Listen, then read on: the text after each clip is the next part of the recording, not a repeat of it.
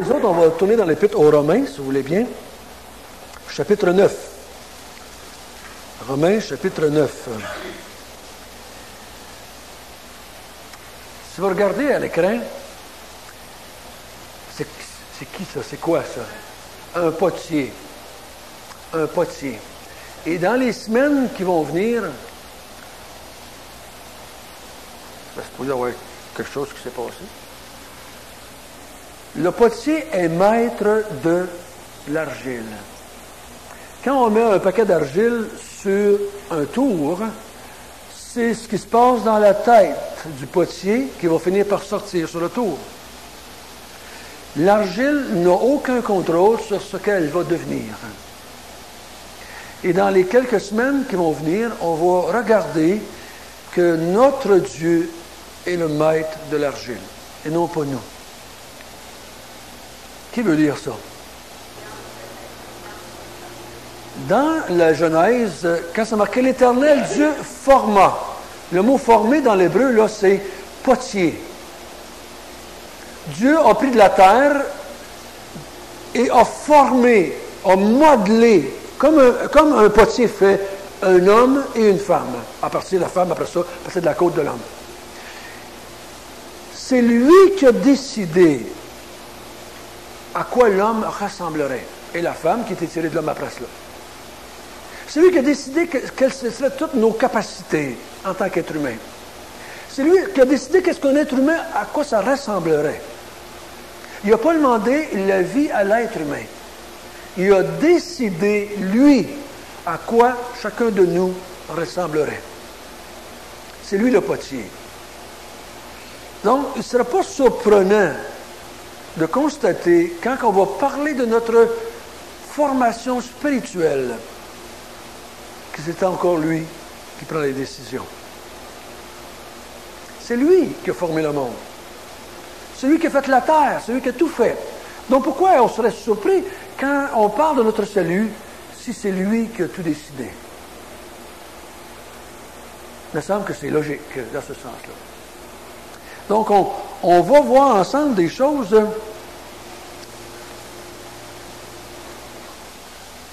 Il me semble que c'était pas supposé arrêter là, ça. Ah oui, c'est ça. OK.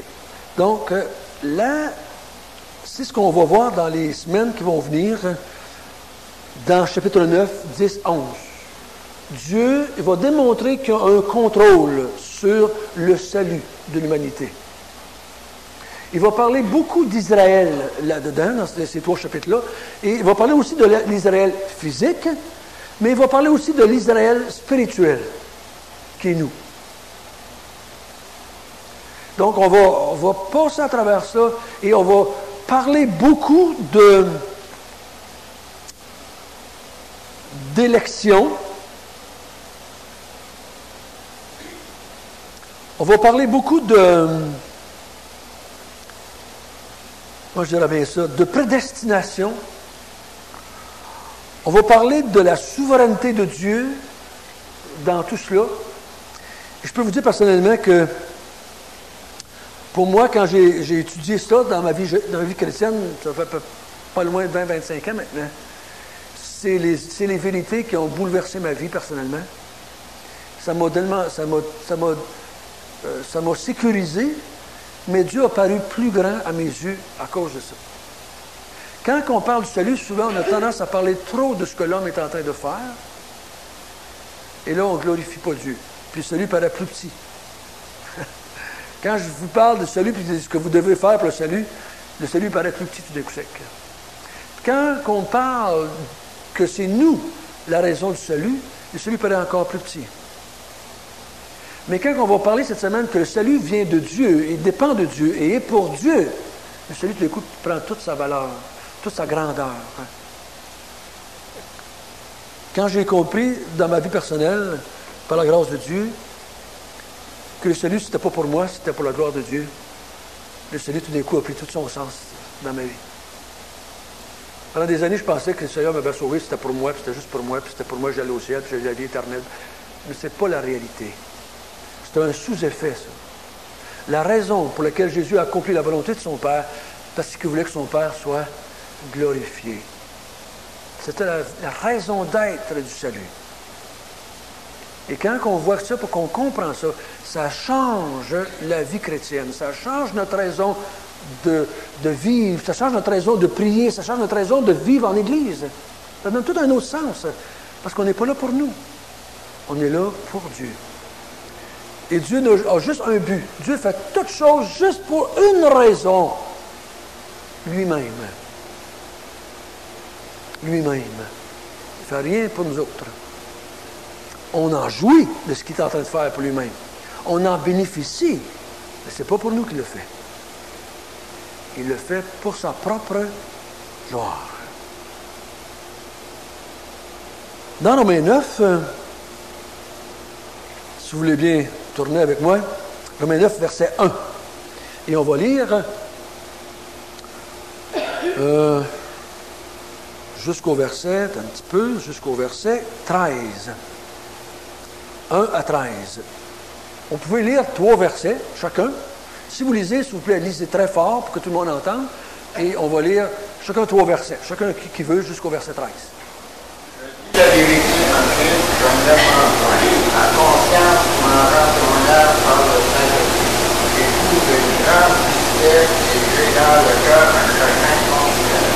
Car je voudrais moi-même être anathème, séparé de Christ pour Saint-Père, mes parents seront la chance.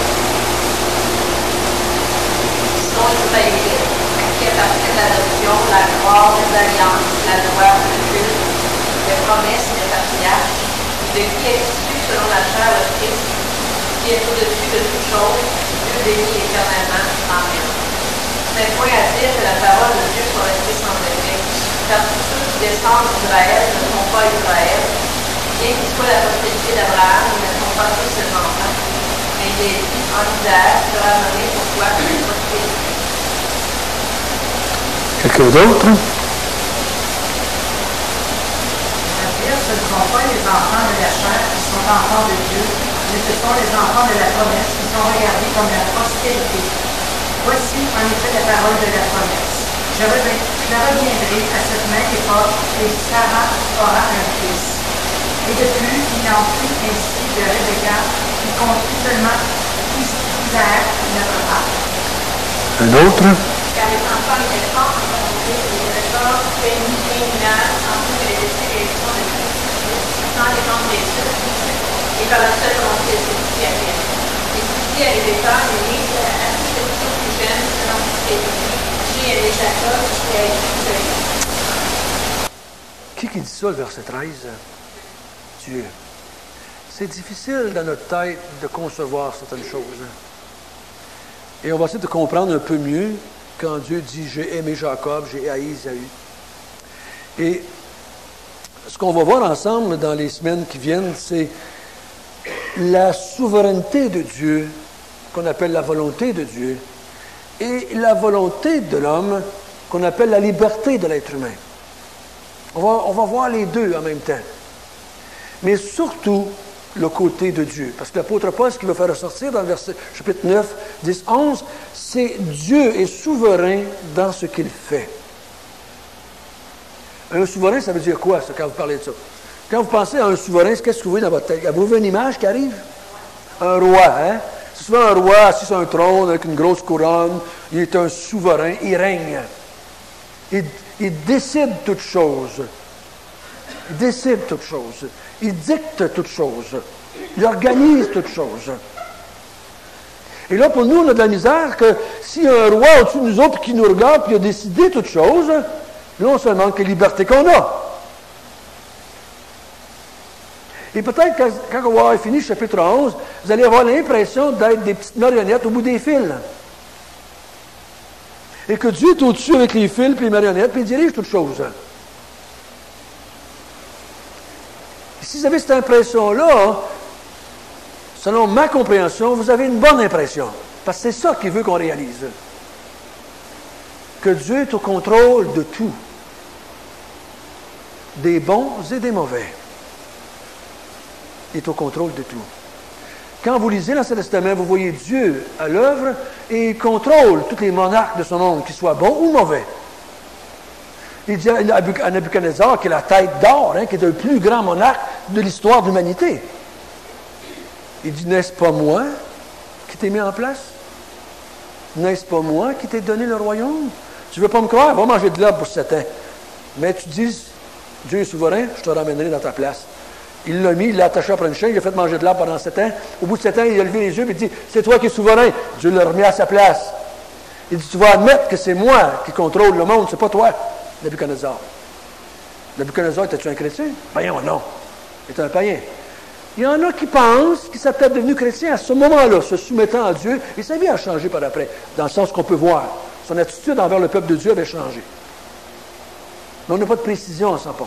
Mais à ce moment-là dans sa vie, je crois qu'il était honnête, parce que Dieu n'aurait pas été bourré comme ça, hein? Il a dit, en levant les yeux vers le ciel, « Tu es le souverain de la terre. » Ça veut dire beaucoup, ça. Ça veut dire beaucoup. Et ça veut dire beaucoup pour nous, en tant qu'enfants de Dieu. Parce que cet attribut de Dieu touche notre salut. Elle touche notre salut aussi.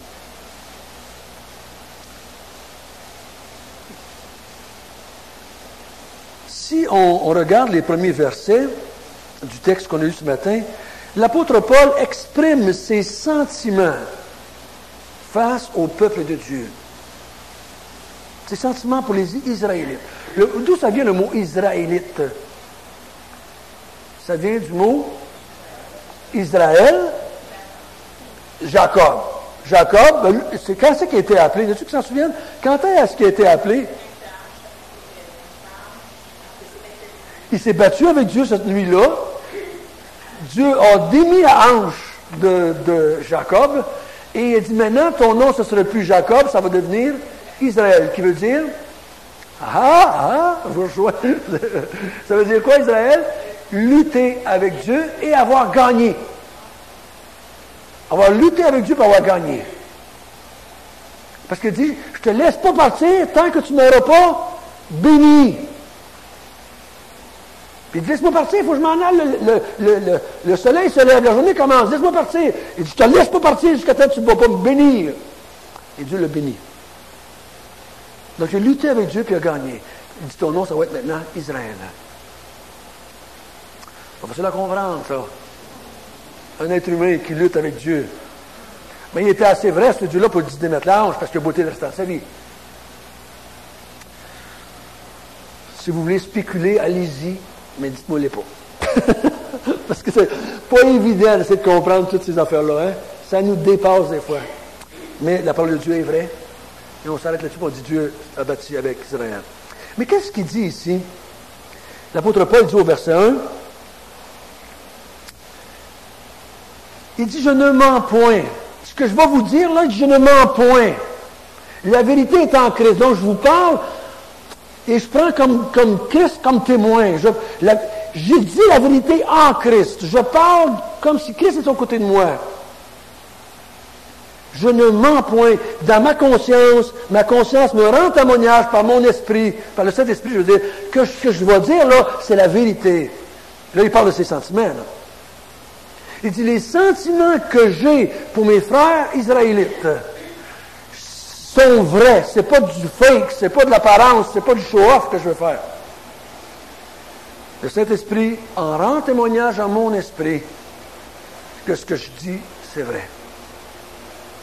Il était sincère.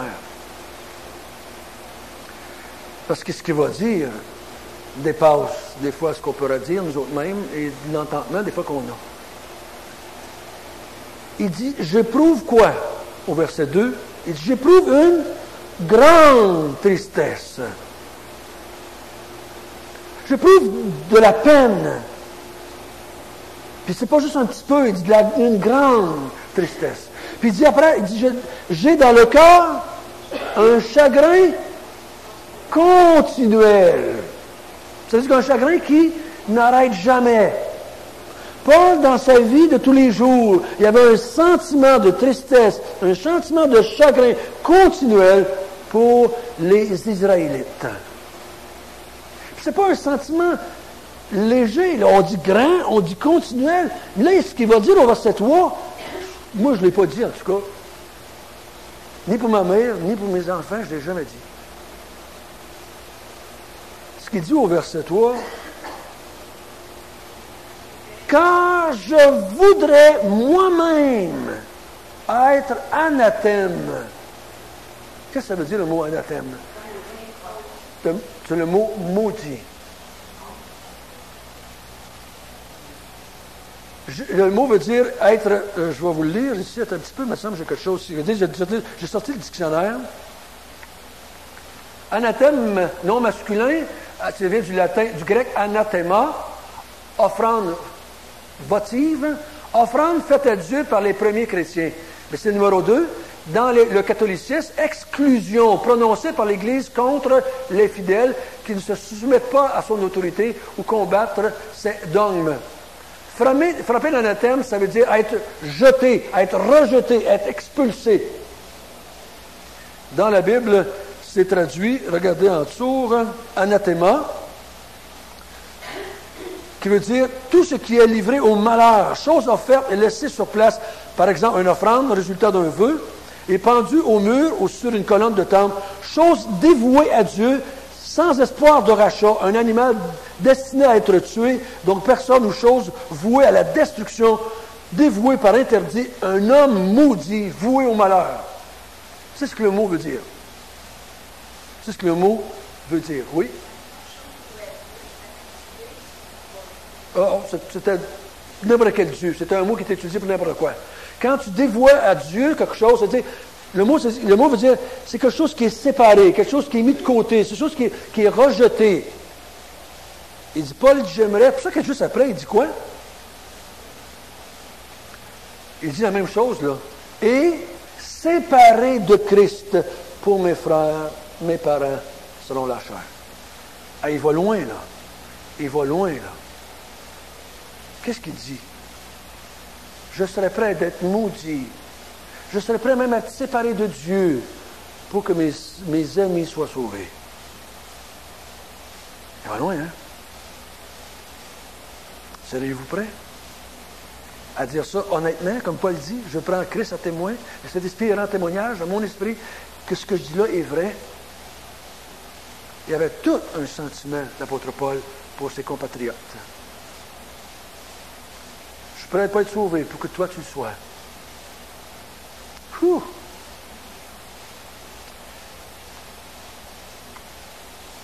Mais pourquoi est-ce qu'il dit ça? Pourquoi est-ce qu'il le dit à ce moment-là? Il ne l'a pas dit ailleurs, il dit là. Juste au début d'un enseignement qu'il va donner pendant 3 chapitres sur la souveraineté de Dieu. Ma compréhension de ce texte-là, c'est malgré tous ces sentiments, malgré que Paul, il dit, si ce serait possible, j'aimerais moi être perdu pour que mes frères soient sauvés. Mais même avec ce grand sentiment-là, ça ne change absolument rien dans leur salut. Même tout le grand désir que l'être humain pourrait avoir pour sauver un homme, il ne peut rien y faire. Paul, ça ne change absolument rien pour eux autres. Il aimerait qu'ils soient sauvés. Il aimerait qu'ils viennent à la connaissance. À un point tel que lui, je suis prêt à être maudit pour ça. Mais je m'aperçois bien que ça ne change absolument rien. J'ai vu des parents, j'ai connu des parents qui ont broyé toute leur vie pour que leurs enfants soient sauvés. Ils sont morts, les enfants ne sont pas été sauvés. Nos sentiments pour leur salut ne changent pas la décision de Dieu.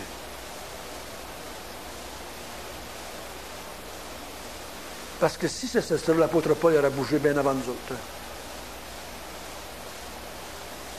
Ce que nous désirons pour les autres, même si je dirais à Dieu, « OK Seigneur, sauve mon enfant, puis fais que moi je sois perdu. » Dieu dit, « Tu n'as aucun contrôle là-dessus, mon petit gars. C'est pas toi qui décides qui va l'être et qui ne le sera pas. Tu n'as aucun contrôle là-dessus. » C'est pas mal d'avoir ces sentiments-là. Dieu ne fait pas un reproche à Paul.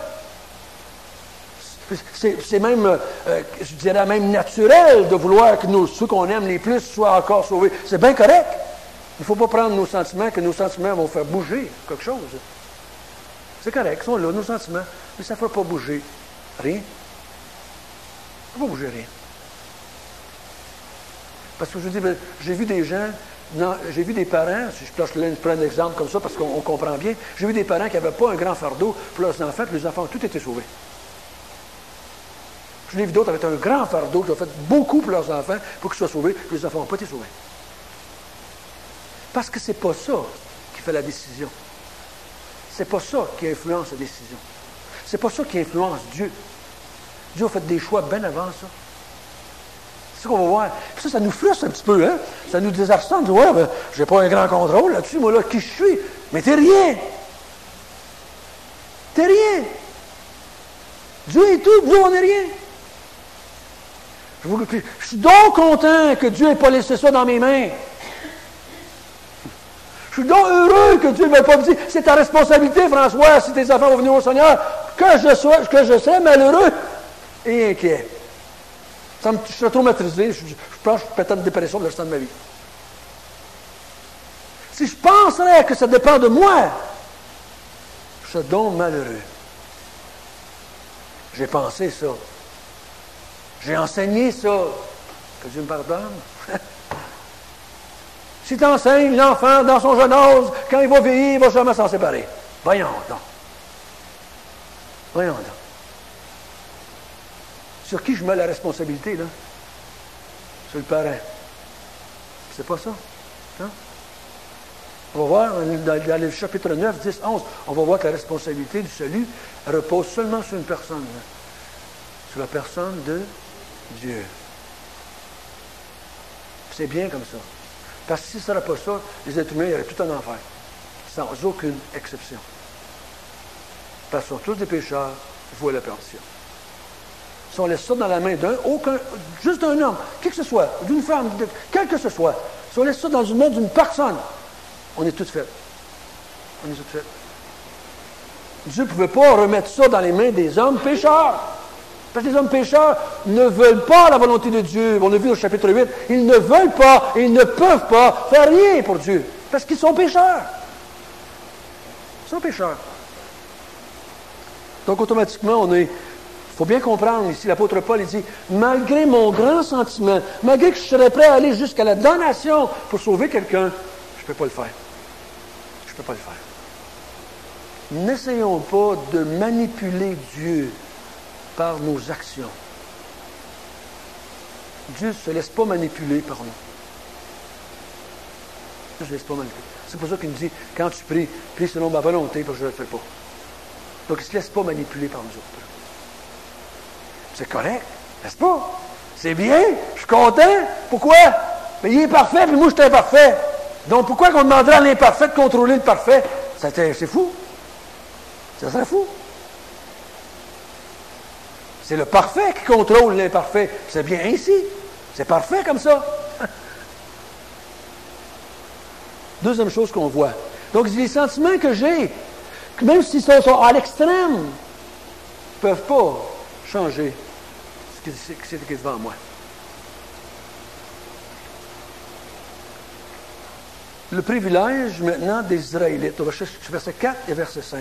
L'apôtre Paul, il dit, j'ai un grand fardeau pour les Israélites parce que qu'est-ce qu'il dit? Au verset 4, car ils sont Israélites, ils sont le peuple de Dieu spécial que Dieu a choisi en Israël. Ils sont un peuple. Puis il dit, appartiennent l'adoption, la gloire, les alliances, la loi, le culte, les promesses, les patriarches, qui sont issus de la chair et ont même reçu le Christ. Il est sorti d'eux autres. Il dit, les Israélites, c'est le peuple privilégié d'entre tous les peuples. S'il y en a que leur situation aurait pu sauver, c'est bien eux autres. Ils ont tout eu, ils ont tout reçu. Dieu les a choisis en Abraham, en Isaac, en Jacob. Il les a choisis, il les a donné la loi, il les a donné le culte, il les a donné l'adoration, les promesses, les alliances. Il a envoyé des prophètes leur parler. Il les a tout donné. Dans Psaume 140, quelque chose, il dit, Dieu n'a jamais agi ainsi pour une autre nation. Jamais. Il n'a jamais fait ça pour quelqu'un d'autre. Mais pourtant, très peu de Juifs ont été sauvés.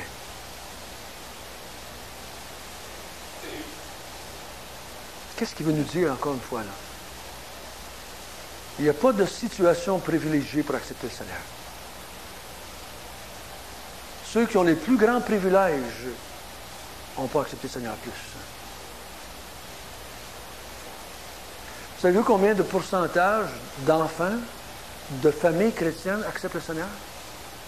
Ils sont privilégiés, hein? La Bible nous dit dans 1 Corinthiens, verset chapitre 7, qu'ils sont sanctifiés parce que un des parents est un chrétien. Ils sont sanctifiés dans le sens qu'ils sont dans une situation privilégiée. Ils sont dans une situation à part des autres. Ils vivent avec quelqu'un qui a la lumière. Ils vivent avec quelqu'un qui est un enfant de Dieu. Ils vivent avec quelqu'un qui leur parle de Dieu jour après jour, après jour, après jour, pendant 20 ans quasiment de leur vie. Mais savez-vous combien acceptent le Seigneur?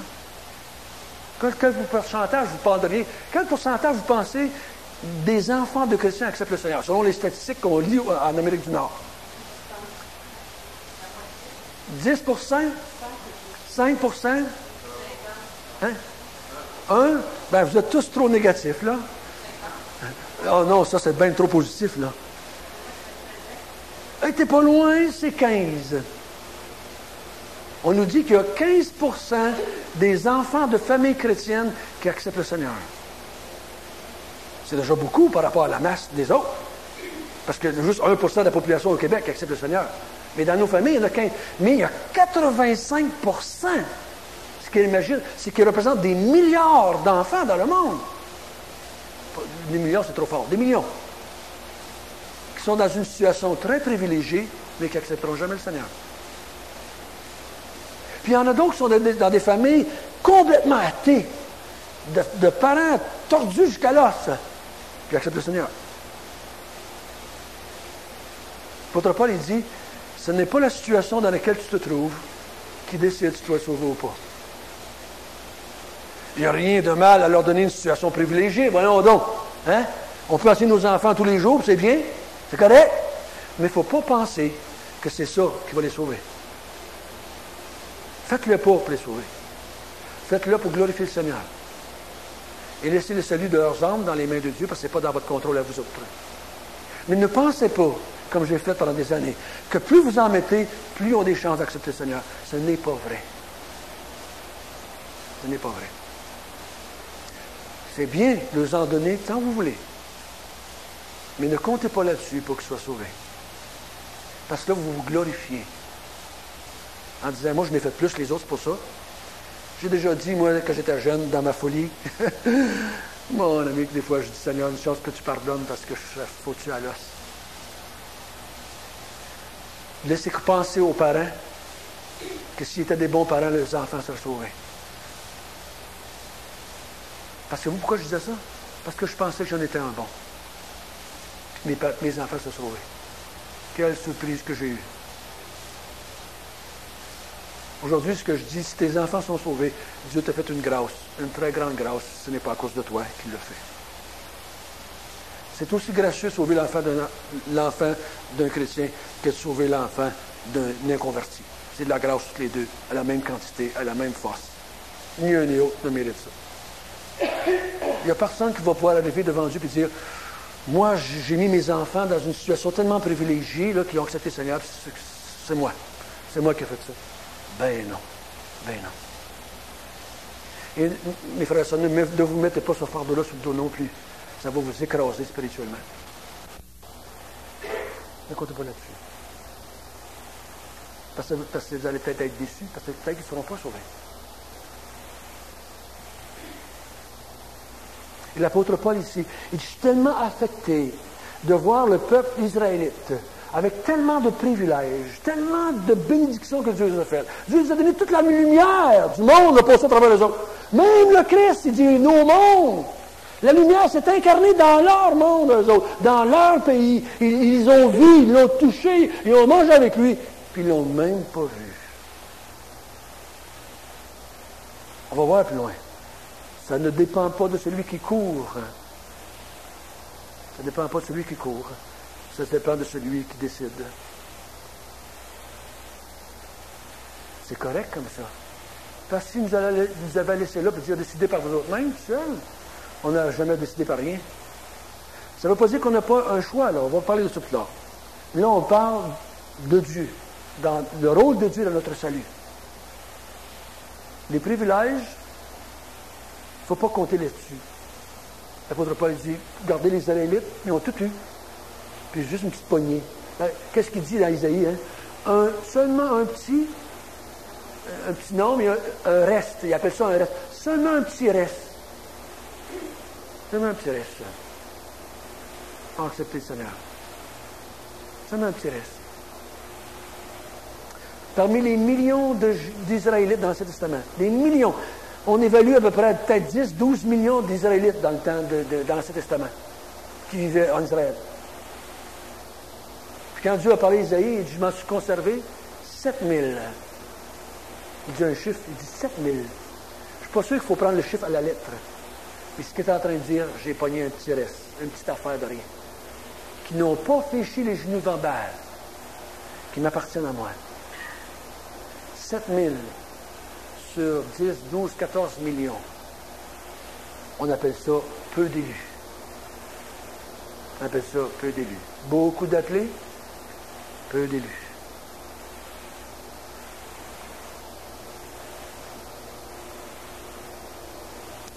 Après ça, l'apôtre Paul,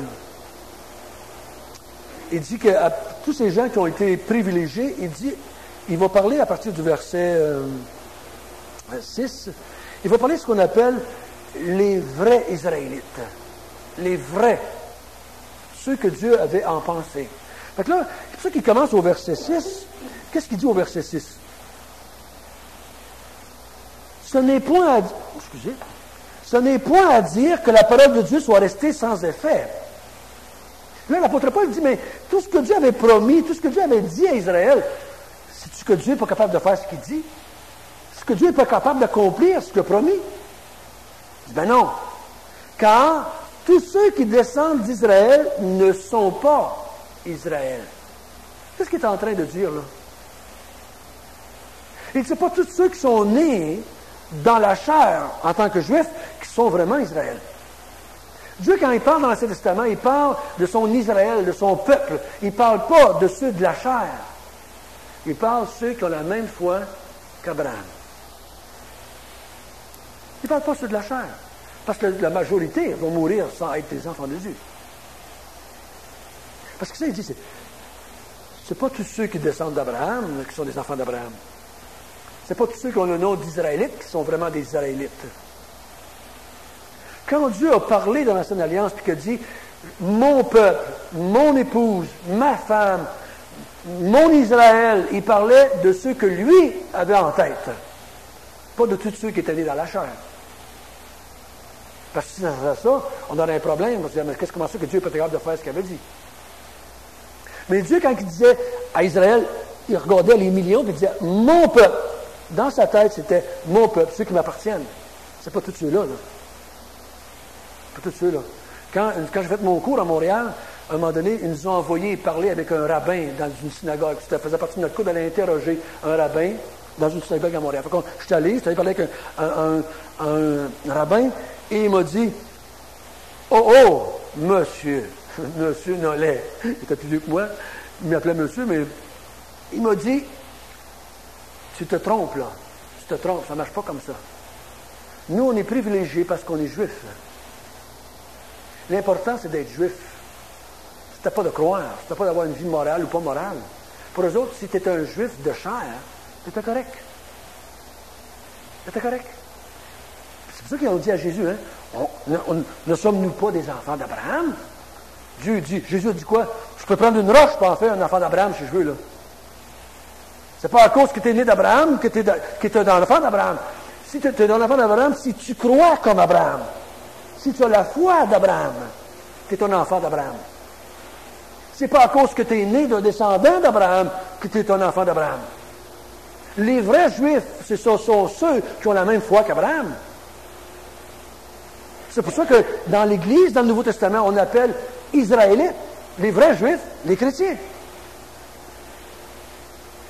Dans l'Apocalypse, vous allez pouvoir voir, ils se disent Juifs, mais ils ne le sont pas. Là, il parle des Juifs de la chair. Les vrais Juifs, c'est qui? C'est nous. L'apôtre Paul, il dit, la circoncision de la chair, c'est 0. Les autres, ils mettaient toute leur pensée là-dessus. J'ai été circoncis en tant que Juif, j'ai une mère, j'ai un père juif, je suis correct, je fais partie du peuple de Dieu. L'apôtre Paul dit, ben non, c'est pas à cause que tu étais circoncis dans la chair, il dit, c'est pas à cause que tu étais un Juif, que tu es correct. C'est ce qu'il est en train de dire ici. Donc, toutes les promesses, toutes les alliances, toutes les bénédictions, l'adoption, tous ces privilèges-là, c'était pour le peuple de Dieu, le vrai peuple de Dieu, que Dieu les avait prononcés. Pas pour ceux qui ne l'étaient pas. Ça va être dur tout à l'heure. Hein? Gardez ça dans votre petite tête. Ça va être dur tout à l'heure, mais qu'on parle. Wow, François, tu vas peut-être trop loin. Mais gardez ça dans votre tête. Parce qu'il y a des vérités qui vont quasiment nous choquer. Parce qu'on ne comprend pas comment c'est que Dieu prend ce droit-là de choisir. Hein? Pourquoi moi? Pourquoi pas ma mère? Puis là, on dit, mais pourquoi ils n'ont pas fait toute la gang? Pourquoi ils n'ont pas tout pris? Pourquoi ils n'ont pas tout sauvé? Pourquoi ils n'ont pas tout élu? Pourquoi ils n'ont pas tout prédestiné quand il y a? Là, on a de la misère avec ça, un petit peu d'accepter ça. On se bat avec ça.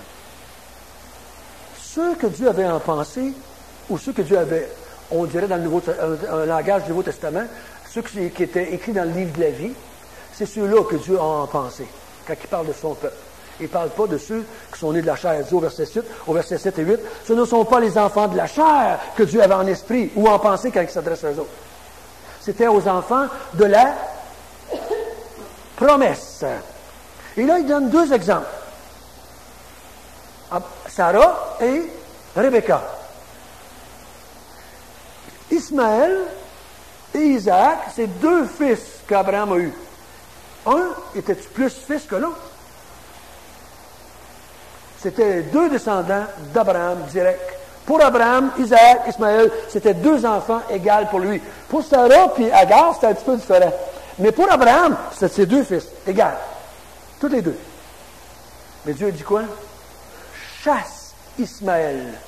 Il ne va pas hériter avec Isaac. Envoie-le. Ça veut dire maudit. Va-t'en. C'est ça que ça veut dire. Chasser, ça veut dire mets-le à part. Envoie-le. Il ne va pas hériter avec Isaac, qui est l'enfant de la promesse. Dieu fait un choix, là. C'est pas Abraham qui a fait le choix. C'est pas Agar. C'est pas Sarah. C'est Dieu. Les 2 étaient là.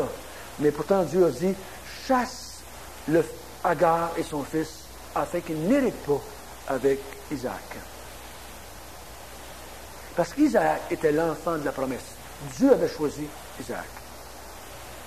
Sarah avait choisi Isaac. Agar avait choisi Ismaël. Abraham a peut-être pris les 2, mais Dieu a dit, moi j'ai choisi Isaac. Attends. Juste après, il parle de la promesse faite à Rebecca maintenant. Rebecca est enceinte. Et elle avait des luttes à l'intérieur, hein? Elle avait des jumeaux. Ça se tiraillait, ça se bataillait, ça, ensemble. Et Dieu a fait une déclaration. Il dit, le plus vieux sera assujetti au plus jeune. Puis finalement, Dieu dit, j'ai choisi Jacob, j'ai aimé Jacob et j'ai haï Ésaü. Va-t'en. Va-t'en. Avant qu'il vienne au monde. Avant qu'ils aient fait aucune œuvre. Ça veut dire ça ne dépendait pas de leur vie. Dieu n'a pas regardé la même et dit, mais Isaïe, il va me rejeter pour un bol de soupe parce que je ne vois pas l'élure. C'est pas ça qu'il a fait. Il n'a même pas regardé dans le futur. Il n'a même pas regardé ce qu'il ferait. Il n'a pas regardé leur œuvre. Il n'a pas regardé Il dit, j'ai décidé, j'ai aimé moi, Jacob. Jacob méritait-il? Ben non, Jacob, c'était un menteur. Il a fraudé tout le monde pour avoir ce qu'il voulait. Il a fraudé son frère, puis il a fraudé son père, puis il s'est mis du poil partout pour avoir la promesse. Il a eu toutes les bénédictions, mais en mentant. Ça ne changera pas le plan de Dieu, ça, vous savez. Dieu dit, j'ai choisi, moi, Jacob. Je l'ai choisi. Je l'ai aimé. Et j'ai rejeté, j'ai haï Ésaü. Pourquoi il a fait ça? Qu'est-ce qu'il dit dans le texte? Qu'est-ce qu'il dit? au verset 11. Pourquoi il l'a fait? Afin que le dessein d'élection de Dieu subsiste. Afin qu'il soit montré que c'est moi qui dirige. Afin que le monde sache que c'est moi qui est en charge. Parce que le mot élection, là, ça veut dire que j'ai décidé, Dieu, j'ai élu, moi j'ai fait des choix. Et c'est pour ça que je l'ai déclaré. Parce que s'il ne l'avait pas dit avant, on ne l'aurait pas su. Mais il l'a dit avant. Avant qu'il vienne au monde, il l'a dit. Pour que les gens sachent quand ils viendront au monde que c'est lui qui avait décidé. Puis là, on se demande la question dans notre petite tête, Dieu est-il juste en faisant ça? Et qu'on a de la misère, hein? Dieu est-il juste en faisant ça?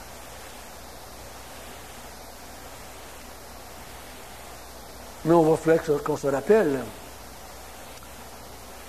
le potier n'est-il pas maître de l'argile?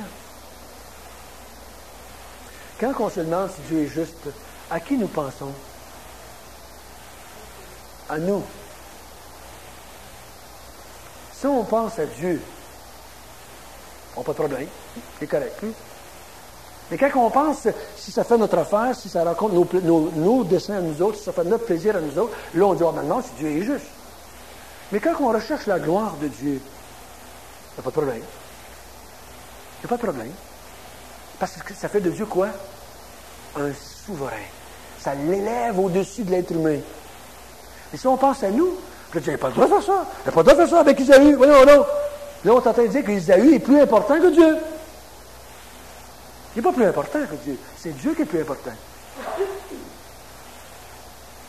Et l'apôtre Paul, il dit, ça ne dépend pas de mes sentiments. Ça ne dépend pas des privilèges que chacun a reçus.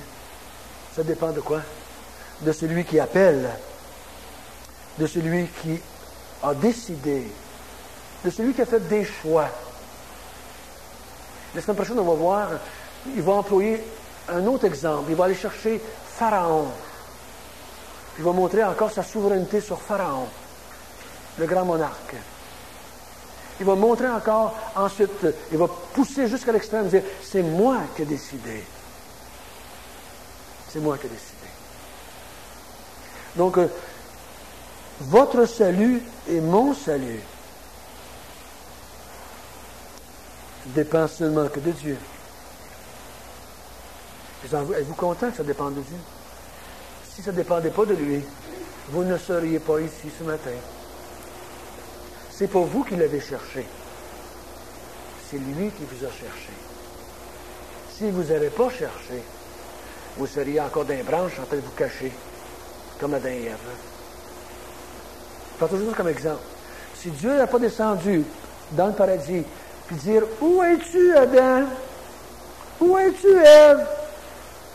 Ils seraient encore dans leurs branches cachées, parce qu'est-ce qu'ils ont fait après avoir péché? Ils se sont éloignés de Dieu, puis ils ne voulaient plus voir Dieu. Si Dieu ne serait pas venu, il ne serait jamais été. Il ne serait jamais allé. Donc, même si on ne comprend pas tout, une chose qu'on peut être certain, c'est qu'on peut se réjouir qu'il est venu nous chercher. On peut se réjouir qu'il avait mis notre nom à quelque part. J'ai choisi François. J'ai choisi. Oh, il y a une gang alentour de vous, d'autres qui sont morts, qui n'avaient pas été choisis. Mais vous pouvez dire, il m'a choisi, je ne comprends pas tout pourquoi, mais je lui rends gloire et honneur. Notre bon Père du ciel, nous te remercions ce matin de nous avoir démontré un petit peu que ça dépend de toi. Que c'est toi qui avais décidé d'aimer Jacob. C'est toi qui avais décidé d'aimer Abraham. C'est toi qui avais décidé d'aimer Isaac. Comme c'est toi qui as décidé de nous aimer. C'est pour ça que nous disons, nous t'aimons parce que tu nous as aimés le premier. Sans cela, nous serions encore des perdus, sans espoir. Puisses-tu recevoir l'honneur, la louange pour tous tes bienfaits. Amen.